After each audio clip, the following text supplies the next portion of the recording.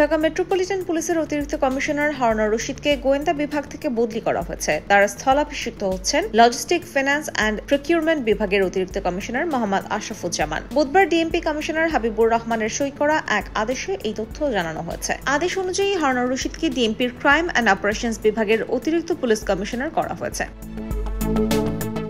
এদিকে crime and অপারেশনসের অতিরিক্ত পুলিশ কমিশনার খন্দকার মহিউদ্দিনকে লজিস্টিক, ফিন্যান্স অ্যান্ড প্রকিউরমেন্ট বিভাগে বদলি করা হয়েছে। আরেকটি আদেশে ডিএমপির যুগ্ম কমিশনার বিপ্লব কুমার সরকারকে অপারেশন বিভাগ থেকে অ্যাডমিন অ্যান্ড গোয়েন্দা বিভাগে বদলি করা হয়েছে। যুগ্ম কমিশনার সঞ্জিত কুমার রায়কে অ্যাডমিন অ্যান্ড গোয়েন্দা দক্ষিণ বিভাগ থেকে গোয়েন্দা উত্তর বিভাগে এবং যুগ্ম কমিশনার খন্দকার নুরুন নবীকে গোয়েন্দা উত্তর বিভাগ থেকে অপারেশনস বিভাগে বদলি করা হয়েছে।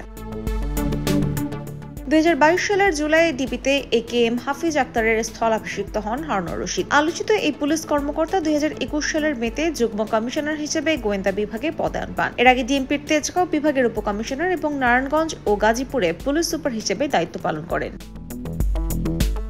বিভিন্ন সময় আলোচনায় আসা পুলিশ কর্মকর্তা হারুন সম্প্রতি বৈষম্য বিরোধী ছাত্র আন্দোলনের 6 সমন্বয়ককে ডিবি কার্যালয়ে হেফাজতে নিয়ে তাদের সঙ্গে খাবারের ছবি সামাজিক যোগাযোগ মাধ্যমে পোস্ট করেন। এক রিট আবেদনের শুনানিতে এই নিয়ে উষ্মা প্রকাশ করে হাইকোর্টের একটি বেঞ্চ।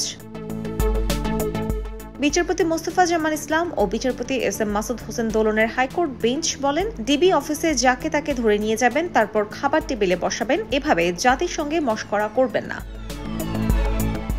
এর আগেও ডিবি কার্যালয়ের রাজনীতিবিদ, অভিনেতা, অভিনেত্রী সহ বিভিন্ন পরিচিত মুখদের নিয়ে একসঙ্গে খাবার খাওয়ার ছবি ফেসবুকে শেয়ার করেছেন হারুনুর রশিদ। সামাজিক যোগাযোগ মাধ্যমে এই নিয়ে অনেক আলোচনা রয়েছে। খাবার খাওয়ানোর বিষয়টি সৌজন্যের বহিঃপ্রকাশ হিসেবে আখ্যা দিয়েছেন পুলিশ কর্মকর্তা Harun.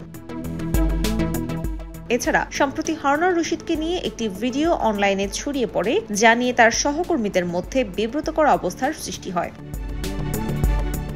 IBTV USA news desk.